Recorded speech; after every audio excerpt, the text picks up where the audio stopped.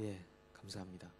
기타를 2대씩이나 메고 오셔서 나도 기타 칠 수 있다, 예, 찬양할 수 있다 하는 귀한 또 헌신의 모습, 뭐 3대면 어떻고 4대면 어떻습니까? 예, 메고 나올 수 있는 분은 다 메고 나오시고 예, 하십시오.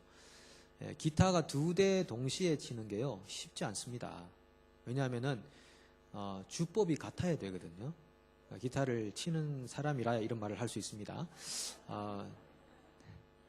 주법이, 저는 그런 거 특기가 또 슬쩍 이렇게 말씀드려요. 그 주법이 다르면 참 듣기 힘들거든요. 예. 그런데 제가 가만히 유심히 보니까 두 분이 뭐 얼마나 맞추셨는지, 주법이 뭐 올라갈 때 올라가고 내려올 때 내려오고, 예, 똑같이 이렇게 하시는 걸 보고, 야, 참 보기에 너무 아름답다 하는 생각을 했습니다. 이 내용이 사실 오늘 본문 내용하고도 많이 연결되기 때문에 제가 그걸 보면서도 은혜를 받았습니다. 같이 협력해서 맞추는 게 제일 힘들거든요. 혼자 하면 누구나 뭐, 여러분 정말 여러분 개인적으로 얼마나 뛰어납니까? 최 집사님 그러시잖아요, 그죠? 예, 뭐 바로 인정을 하시잖아요. 예, 저렇게 우리가 긍정하고 인정하는 모습이 얼마나 좋습니까? 아름답고. 다 뛰어나시거든요. 뛰어난데 그 뛰어난 분들끼리 맞추는 것은 굉장히 어렵습니다. 그래서 뛰어난 분들이 모여있는 공동체나 교회가 서로 조화를 이루고 화합을 하는 데에는 많은 에너지가 필요한데, 우리 주님의 교회 성도들은 참 뛰어난 분들이다 저는 생각하는데, 뭐 그렇다고 교만할 필요는 없습니다. 왜냐하면 다른 교회들도 뛰어난 분 많고 하니까. 근데 이제 우리끼리 스스로 생각할 때, 그렇지만 그런 하나님 주신 은사와 재능들을 가지고 저렇게 주법을 맞추듯이 서로가 조화를 이룰 수 있다는 것은 어떤 특별한 능력을 필요로 하는 것입니다. 그것을 능력이라고 하는 것이죠. 개인적 뛰어난 자질을 능력이라고 하는 게 아니고, 다른 사람하고 조화를, 하모니를 이룰 수 있는 것, 그것을 능력이라고 이렇게 표현할 수 있는 것입니다. 그래서 그것을 요즘은 자질, 인격, 어릴 때부터 성품 이런 얘기를 많이 하잖아요. 캐릭터. 이 성품을 좋은 훈련을 가져야 결국은 사람하고 같이 관계를 맺는 이 사회생활인데, 이 사회생활에서 능력이라고 하는 것은 개인적인 특출함보다는 다른 사람과 조화를 이룰 수 있는 거예요. 그래서 오늘 이목장 찬양을 통해서 또 그런 은혜를 나누어 보게 됩니다. 오늘은 그 교회의 4가지 특성, 교회의 4가지 특성, 교회론을 하면서 이제 마지막 4번째인데, 워낙 이게 중간에 뭐 다른 일들이 많아가지고 맥이 좀 이렇게 끊어질 수도 있는데, 뭐 그럼에도 불구하고 여러분들의 기억력은 1년 이상의 그 저장 용량을 가지고 있기 때문에 전혀 문제가 없다라는 생각을 하게 됩니다. 교회의 4가지 속성은 여러분 기억하시죠?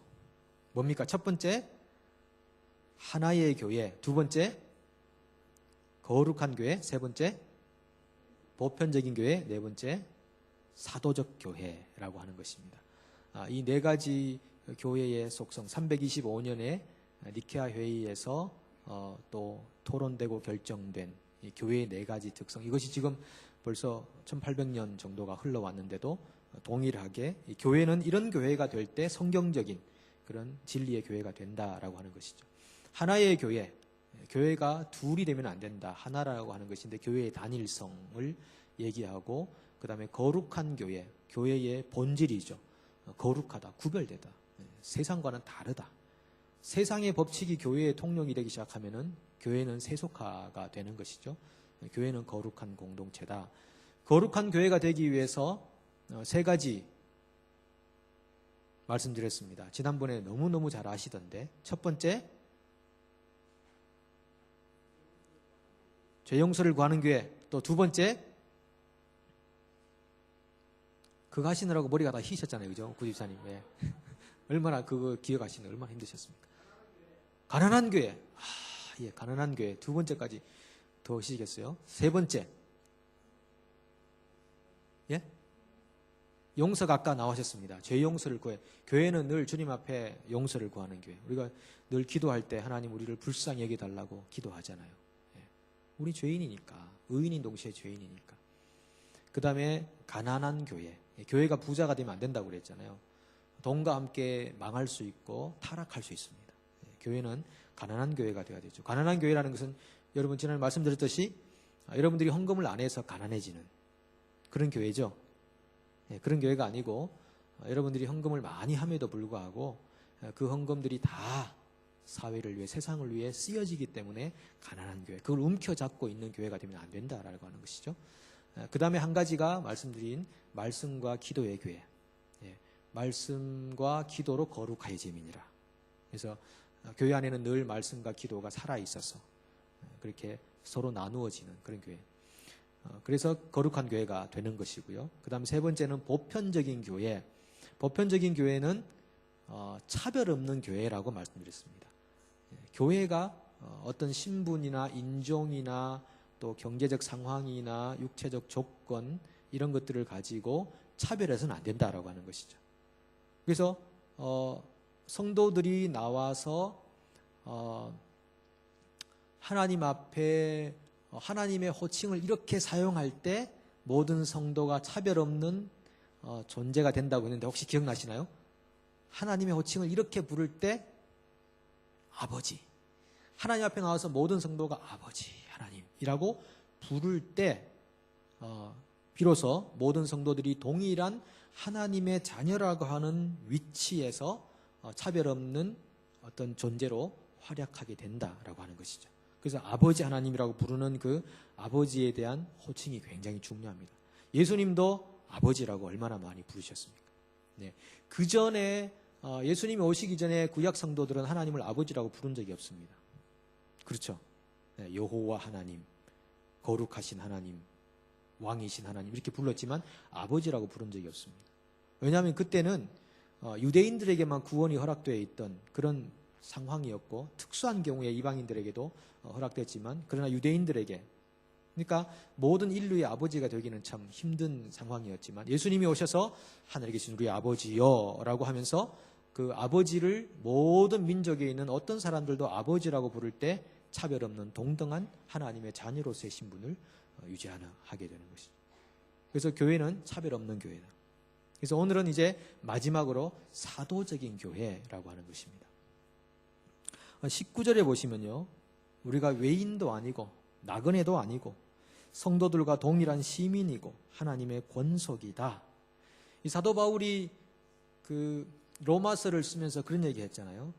돌감람나무와 참감람나무를 얘기하면서 진짜 나무가 있는데 이 돌감람나무, 감람나무가 아닌 나무가 이제 참감람나무에 접붙임을 당해서 이제는 새로운 하나의 나무가 된다는 거죠. 유대인이 아닌데 이방인인데 유대인의 그룹에 접붙임을 당해서 새 이스라엘이 된다라고 하는 것이죠. 근데 원래는 접붙임 하기 전에는 종이 완전히 달랐습니다. 다른 종이죠. 유전자가 완전히 다른 겁니다. 저 어떤 영상을 보니까 어제 요즘 과학자들이 동물의 유전자와 사람의 유전자를 교합시켜서 새로운 종을 만든다고 그러네요. 여러분 들어보셨습니까?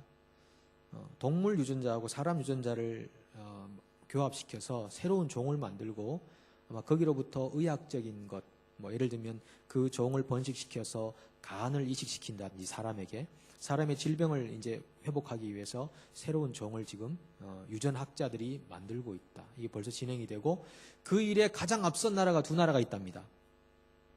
보신 분 있죠? 네.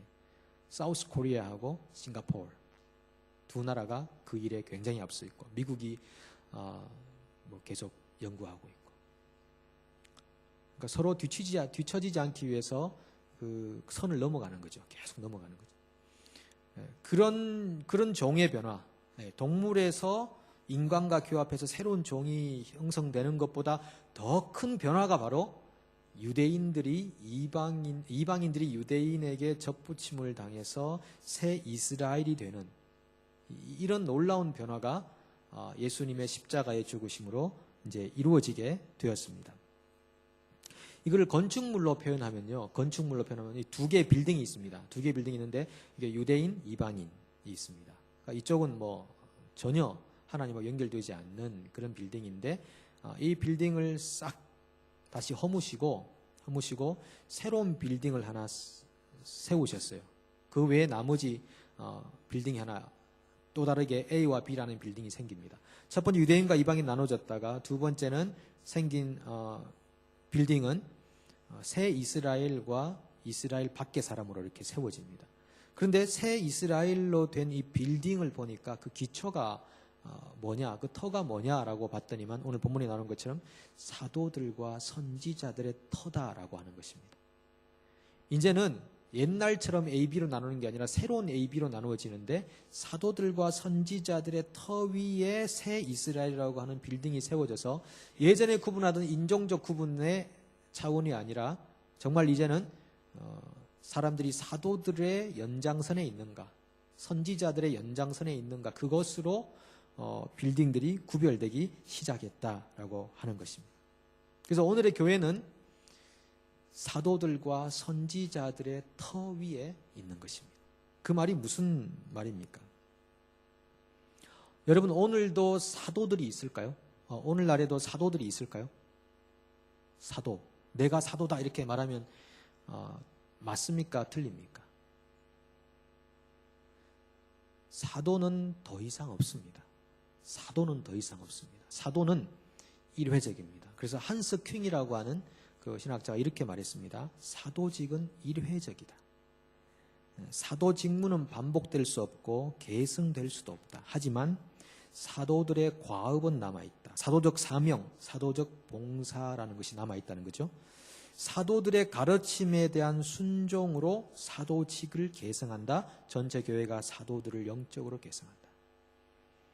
그러니까 더 이상 사도라고 부르면 안 된다 이거죠. 그렇지만 사도들이 남겨놓은 그 사명, 봉사적 사명은 지금도 이어지고 있고, 오늘날의 교회는 그 사도들이 이루고자 했던 영적인 일들을 지금도 계승하여 이루어 가야 한다. 그것이 사도적 교회의 본질이고 또 정의라고 할 수 있는 것입니다. 여러분 혹시 신사도 운동이라는 말씀 들어본 적 있으십니까? 신사도 운동. 세상이 떠들썩한 그런 뉴스인데 잘 못 들어보셨을 수도 있습니다. 신사도 운동이라고 해서 지금 전 세계에 신사도 운동이 벌써부터 많이 이렇게 퍼져 있습니다. 뉴질랜드에도 신사도 운동을 하는 교회도 있었고 지금도 그걸 시도하는 교회들이 있는데 하나의 무브먼트로 형성되어 있는데요. 여러분 제가 한번 이 신사도 운동의 특징을 한번 말해볼 테니까 한번 들어보시고 성경적인가 아닌가 한번 보십시오. 사도와 선지자가 지금도 존재한다. 이건 제가 말씀드렸으니까 고개를 쉽게 흔드실 수 있습니다. 그 다음에 성경 외에 직통 계시와 예언이 아직 존재한다. 예. 요지부동하시기로 작정하신 분들이 계십니다. 예. 기적과 표적의 집회를 강조한다. 예. 안수를 통하여 성령과 은사, 능력을 전이시킨다. 임파테이션이라고 표현합니다. 교회의 성장과 부흥을 위해서는 정통 신학도 버릴 수 있어야 된다. 성장할 수만 있다면 신학이 무슨 소용이 있느냐. 성장할 수만 있다면 신학도 버리자, 바꾸자 이거죠. 성경을 해석할 때 이 알레고리는 영적으로 해석하는 것입니다. 만약에 문자적으로 어떤 사람이 예루살렘에서 사마리아로 내려갔는데 그러면 내려갔다는 말을 영적인 타락으로 이렇게 해석을 해버리는 거죠. 그냥 문자적으로 보면 되는데 그걸 이상하게 해석을 자꾸 부여하는 경우들이 많이 있습니다. 때로 내가 굉장히 열심히 묵상하고 있다, 내가 굉장히 신앙적이다라고 하는 사람일수록 그런 위험에 빠질 수 있어요.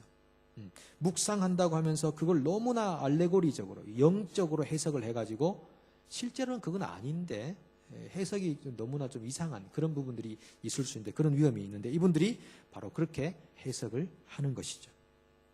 자, 이런 것들을 신사도 운동이라고 하는데 지금 전 세계 안에 많이 퍼져 있고요. 여러분 우리가 신앙생활 하시면서 항상 깨어서 분별력을 가지고 있어야 됩니다. 그러니까 신사도 운동을 이렇게 하면은 사람들이 막 혹하게 됩니다. 특별히 갈급한 사람들이 이런 신사도 운동에 쉽게 빠집니다. 막 성령에 대한 이야기를 하고 또 어떤 영적인 해석을 막 전달해주고 하니까 이것이 진짜 오늘날 성령의 역사의 어떤 전형적인 모습이라고 생각하고 쉽게 빠져들어가는 경우들이 많이 있습니다. 그것 때문에 건전하고 올바른 성경적 신앙을 가지지 못하고 아주 왜곡된 신앙을 가지면서 자기와 같은 신사도적인 운동에 참여하지 않는 교인들을 아주 냉대하고 비판하는 것이죠. 그건 결국 하나님의 진리의 말씀보다도 드러나고 있는 현상적인, 영적인 현상들을 더 우선시하는 그런 예전부터 반복되어 온 비성경적 신앙의 오류에 불과한 것이죠. 근데 그것을 신앙의 중심으로 생각하고 쉽게 벗어날 수 있는 것입니다. 그것을 사도적 교회라고 절대 하지 않는다라고 하는 것입니다. 제가 좀 전에 말씀드린 것처럼 교회는 이제 사도들과 선지자들의 터 위에 있는데 본문이 말하기를 그 터의 모퉁이 돌이 누구라고 말합니까? 모퉁이 돌이 누구다? 예수 그리스도다. 그 터 위에 예수께서 모퉁이 돌, 기초적인 그 건물을 지탱할 수 있는 그런 돌이 되셨다라는 것은 사도적 교회는 반드시 예수 그리스도의 삶과 죽음을 본받고 계승하는 교회가 되어야 한다라고 하는 것입니다. 여러분, 성령께서 하시는 일의 주 요점은 무엇이겠습니까? 이렇게 장풍을 날려가 사람을 확 쓰러뜨리는 것이 주 요점이겠습니까? 여기 그 이를 이렇게 치료하고 이렇게 은으로 씌워놓은 것을 금리로 싹 바꿔주는 게 성령의 진정한 능력이시겠습니까? 핵심이겠습니까? 실제로 그런 일이 있습니다. 실제로 한국에서도 알파가 사실은 좀 성령 운동의 하나로서 알파 집회에 참석하시는 분들이 은리가 금리로 바뀌는 그런 일들이 일어났어요. 그건 그냥 설마가 아니라 진짜 일어납니다. 진짜 일어납니다. 성령이 역사하시면서 사실 무슨 일도 못하겠습니까? 죽은 자도 살아나는데요. 그런데 성령이 하시는 일의 핵심은 아니다 이거죠. 핵심은 아니다. 그런데 그래서 한국에서도 알파에 대한 많은 반성들을 했었습니다. 그럼 성령이 하시는 주요한 핵심적인 일은 뭐냐? 사람들에게 예수 그리스도를 알게 하는 것입니다. 성령이 사람들에게 하는 일은 결국 사람들을 예수께로 인도해 가는 것. 성령은 자신을 드러내지 않습니다. 성령이 내가 성령이다 하고 일하시는 게 아니라 성령은 자신을 감추면서 사람들을 예수께로 인도해 가는 것. 이 보혜사 성령. 그 일을 하는 것인데 잘못하면 이 기준점을 놓쳐버리면요. 정말 현상적인 그런 상황으로 우리의 신앙이 자꾸 변질을 되어 가기 시작합니다. 감각적이고 눈에 보이고 현상적이고 그것이 마치 성령이 충만한 것처럼 생각하는 그런 신앙으로 쓰러져 갈 수 있다는 것입니다. 환상을 봤다, 예언을 한다. 왜 환상과 예언이 없겠습니까? 그러나 예수 그리스도에게로 인도해 가는 그것을 지나쳐 가버리는 그런 참 굉장히 위험한 요소로 우리 신앙이 변질될 수 있다라고 하는 것 기억할 필요가 있고, 그래서 우리가 교회의 사도성이라고 하면서 늘 예수 그리스도의 삶과 죽음 안에서 교회가 생성되고 또 사역하고 성장해가는 그런 교회가 되어야 하는 것이죠. 자, 그러면 사도적 교회는 예수님을 본받고 사도들과 선지자들을 본받는 것인데 이분들의 공통점이 뭘까? 그럼 우리가 도대체 예수님과 사도들과 선지자들의 어떤 점을 본받아야 할까? 이 사도적 교회의 강력한 특징은 뭘까? 그게 오늘 여러분들에게 말씀드리고자 하는 핵심 요소인데 그것은 고난이라고 하는 것입니다. 고난. 사도적 교회의 핵심, 예수 그리스도의 고난, 사도들이 당했던 고난, 그 고난의 현장에 교회가 있어야 한다. 사도가 되는 중요한 조건이 있습니다. 그것은 예수님을 생전에 목격하고 그리고 예수 그리스도와 동행했던 사람들. 사도 바울은 특별히 부름을 받은 사도가 돼. 그 사람들이 사도 바울을 사도로 인정 안 했잖아요. 예수님과 동행하지 않았거든. 조건이 안 맞아서 인정 안 했지만 그러나 그는 직접 예수 그리스도에게 부름받았다고 몇 차례나 자기의 사도성을 변호하고 있는 것입니다. 자기를 드러내 보려고 하는 게 아니라 자기의 사도성이 입증돼야 자기가 받은 계시가 진정한 계시라는 것이 증명되기 때문에 몇 번이나 내가 사도가 맞다라고 이렇게 얘기를 한 거죠. 근데 그 사도들이 가지고 있어 사도가 될 수 있는 조건 중에 중요한 하나가 동행했던 거 말고 고난이라고 하는 것이었습니다. 사도의 조건이. 그러면 오늘날의 교회가 사도적 교회가 되기 위해서는 반드시 그 고난에 동참해야 한다고 하는 것입니다. 그래서 독일 신학자인 유명한 신학자인 본회퍼와 몰트만 같은 신학자들이 바로 교회의 사도성은 고난의 계승과 연결되어 있다고 하는 것입니다. 교회가 편리함을 추구하는 편안함을 추구하는 교회가 되어서는 안 된다고 하는 것입니다.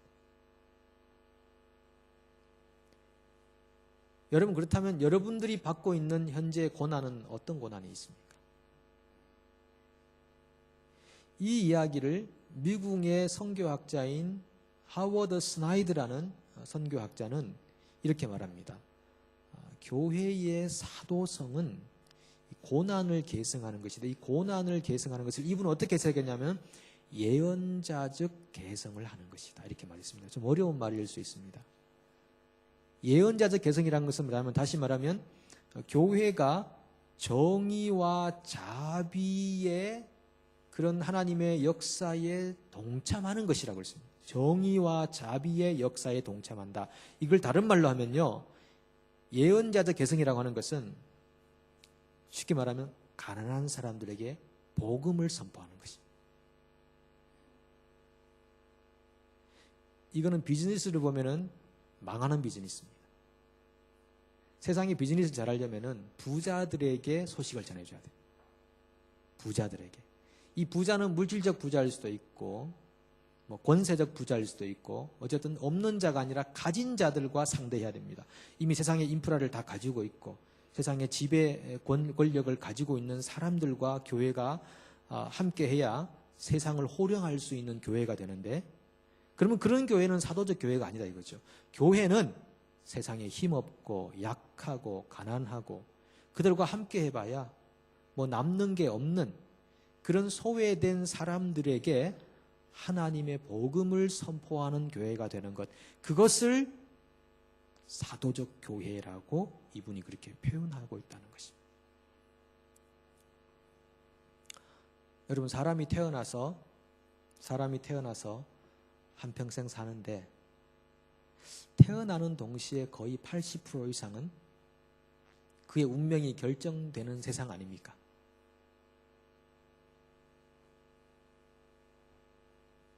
아무리 노력해도 한계를 벗어날 수 없는 이 세상의 구조 안에서 우리가 살고 있는 것 아닙니까? 어떤 사람은 태어나면서부터 금숟가락을 물고 태어난다고 그러잖아요. 그런데 굴이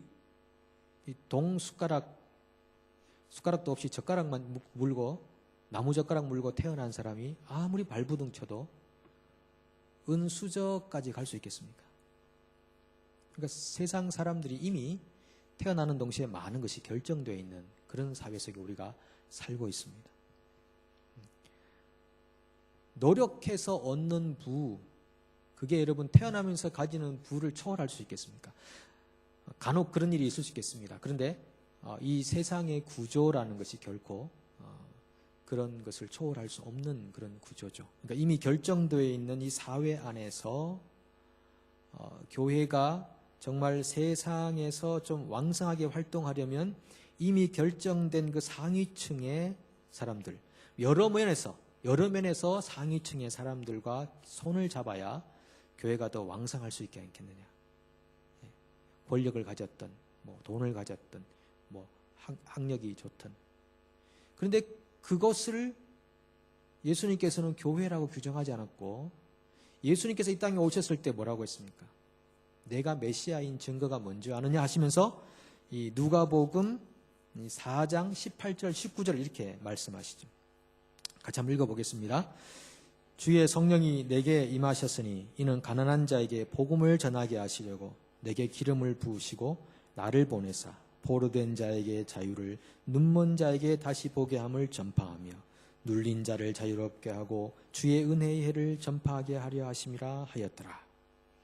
이사야에 나오는 말씀을 인용하신 건데, 주의 성령이 내게 임하셨으니 하시면서 그 임하신 그 증거가 뭐냐 하면 가난한 자에게 복음이 선포되고 눌린 자를 자유롭게 하고 눈먼 자를 다시 보게 하고 갇힌 자를 해방시키고 주의 은혜의 해를 전파하고, 이것이 곧 성령이 임했던 증거고 예수님께서 메시아가 되신 증거고, 오늘날의 교회가 예수님과 사도들의 그 터 위에 서 있는 교회가 되는 증거, 그것이 바로 사도적 교회의 모습이라고 하는 것입니다.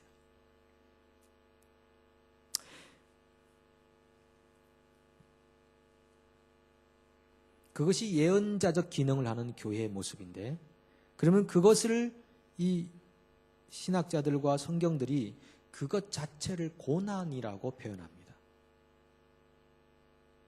이미 형성된 파워와 힘을 합치면 고난이 없습니다. 그냥 쉽게 갈 수 있는데 굳이 가난한 사람들에게 복음이 선포되게 하는 것, 그것을 성경이 고난이라고 표현하는데, 그 고난의 다른 면을 오늘 한번 잠깐 본문 안에서 찾아보려고 합니다.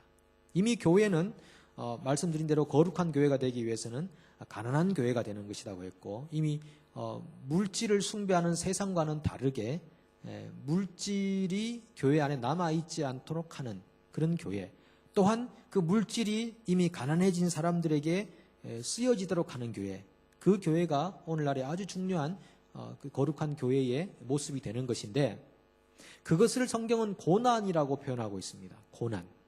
또 하나의 고난을 여러분들에게 이 본문을 통해서 말씀을 드리려고 합니다.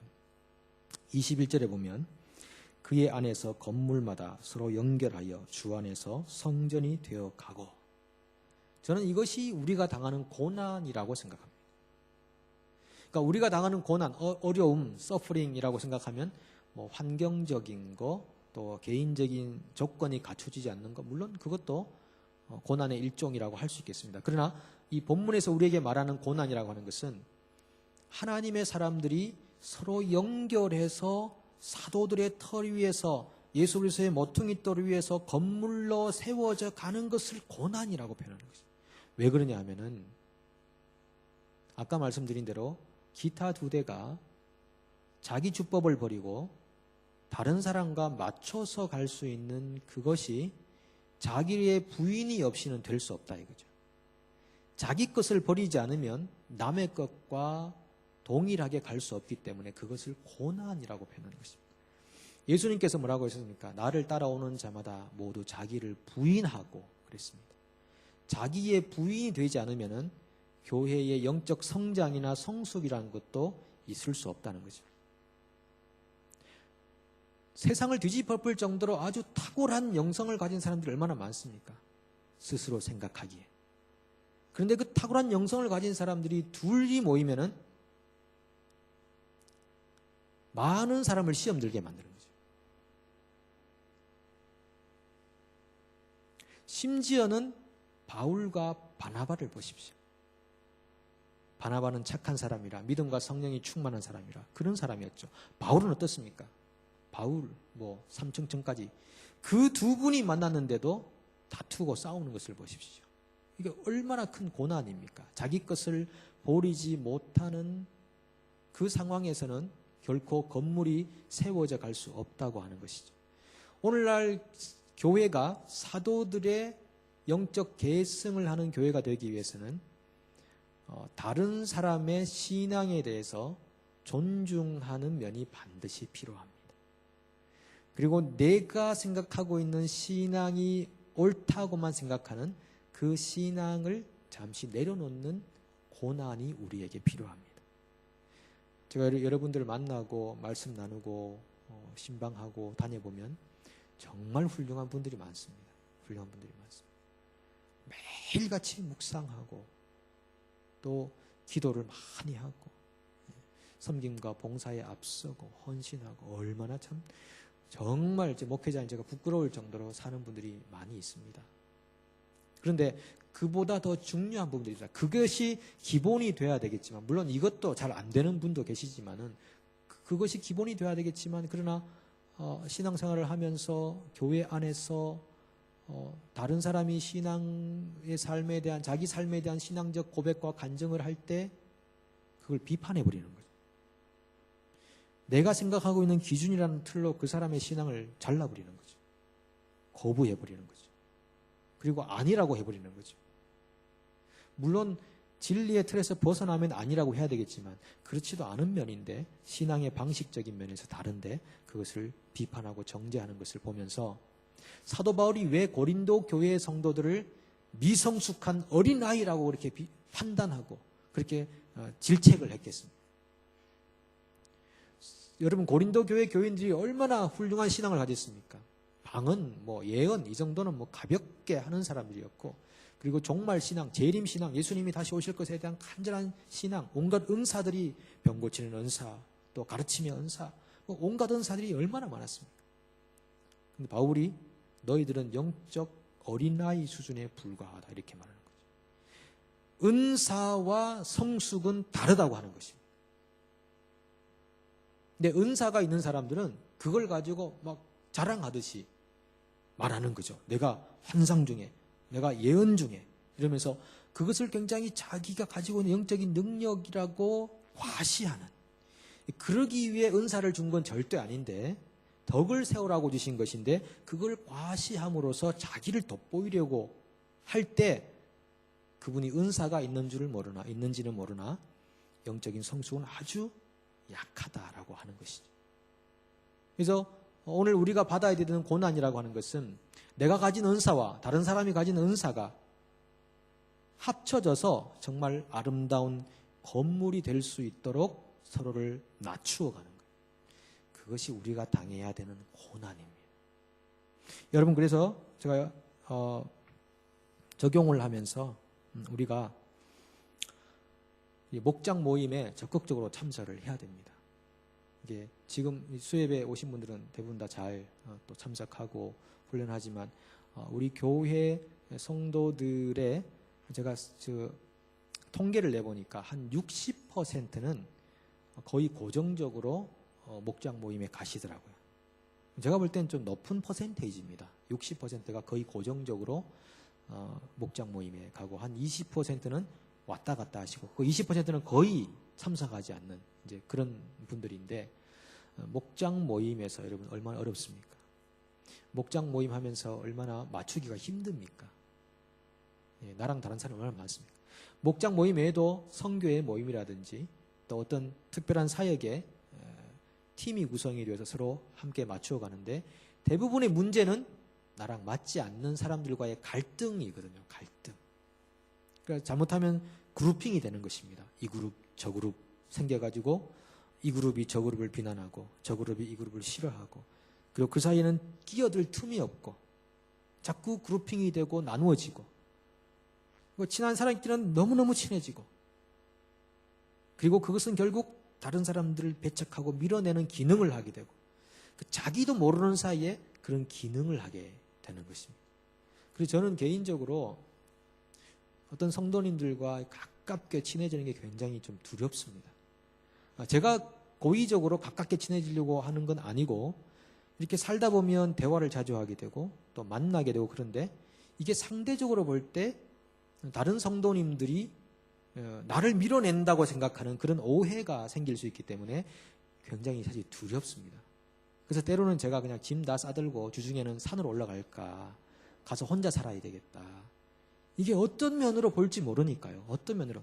어떤 분하고 조금만 더 오래 얘기하면은 목사가 말이야 저렇게 편파적으로 이렇게 어떤 사람하고만 친하게. 제가 붙드는 게 아니라 그분이 저를 붙들고 있는 거를 여러분들이 아셔야 되는 것입니다.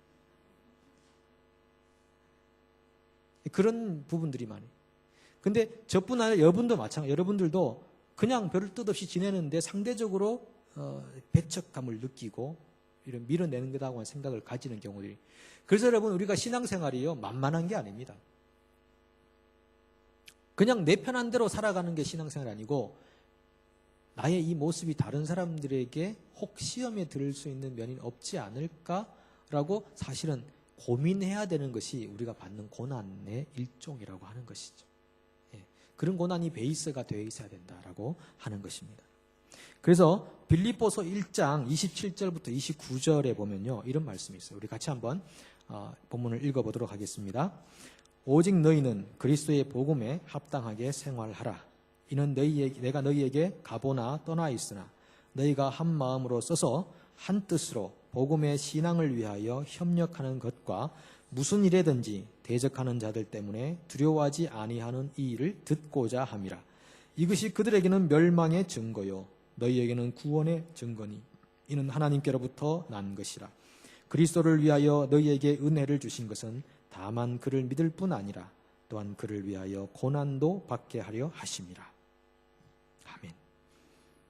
예, 하나님께서 우리에게 은혜를 주신 것은 그 은혜를 힘입어서 예수 그리스도를 믿는 것뿐 아니라 그를 위해서 고난도 받도록 하셨는데, 그 앞절에 보시면 뭐라고 하냐면은 복음에 합당하게 생활해라. 그게 왜 그러냐 하면 라고 하면서 너희가 한 마음으로 서서 한 뜻으로 복음의 신앙을 위하여 코퍼레이트를 해야 된다. 협력하는 것이다. 복음의 신앙을 위하여 협력하는 것, 그것이 문맥상으로 볼 때 그것이 우리가 당해야 되는 고난의 일종이구나라고 생각할 수 있는 것입니다. 여러분, 리더십이 중요합니까? 헬퍼십이 중요합니까? 둘 다 중요하죠.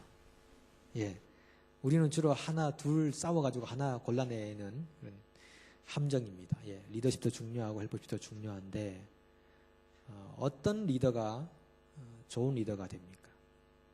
좋은 헬퍼십을 가진 사람이 좋은 리더가 될 수 있습니다. 우리 한동안 리더십 세미나, 리더십 강의, 리더십 축제 전부 리더십인데요, 헬퍼십이라는 말은 잘 쓰지 않습니다. 예.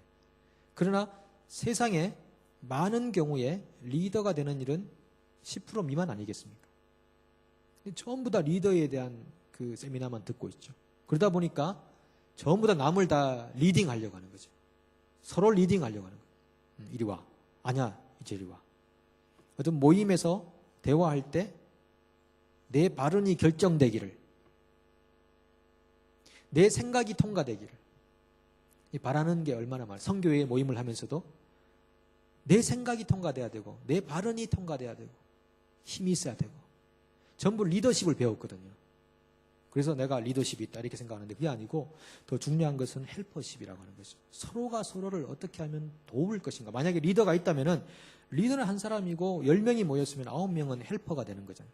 그럼 어떻게 하여 바른 헬퍼십을 가지고 리더를 도와가면서 공동체를 세워갈 것이냐. 이 헬퍼십이 얼마나 중요한 거예요.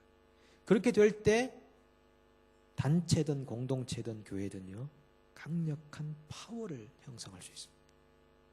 힘이 분산돼 가지고는 아무것도 못하죠. 하나님 나라 일도 마찬가지입니다. 너희가 한 마음과 한 뜻으로 복음을 위하여 서로 협력하는 것과 코퍼레이트 하는 것과 헬퍼십을 갖는 것과 이렇게 말씀하고 있습니다. 우리 교회가 이제 2015년을 마무리하고 2016년을 이제 준비하는 가운데 있습니다. 또 많은 사람들이 각 목장과 단체의 리더로 이렇게 서게 될 겁니다. 서게 될 때 정말 세워진 리더를 중심으로 함께 협력하는 것을 배워야 합니다. 내 것을 웬만하면 좀 포기하고 버릴 수 있는 것도 필요합니다. 그것을 능력이라고 말합니다. 그렇게 할 때 교회가 복음을 위하여 또 사도적 계승을, 영적 계승을 하는 고난받는 공동체가 되고, 그러한 교회를 통해서 예수님께서 이 땅에 행하셨던 그런 복음의 역사들이 귀중한 열매로 세상 안에 나타나게 되는 것입니다. 우리 교회가 그런 사도적 교회 모습을 회복하는 그런 능력의 교회가 될 수 있기를 축복합니다.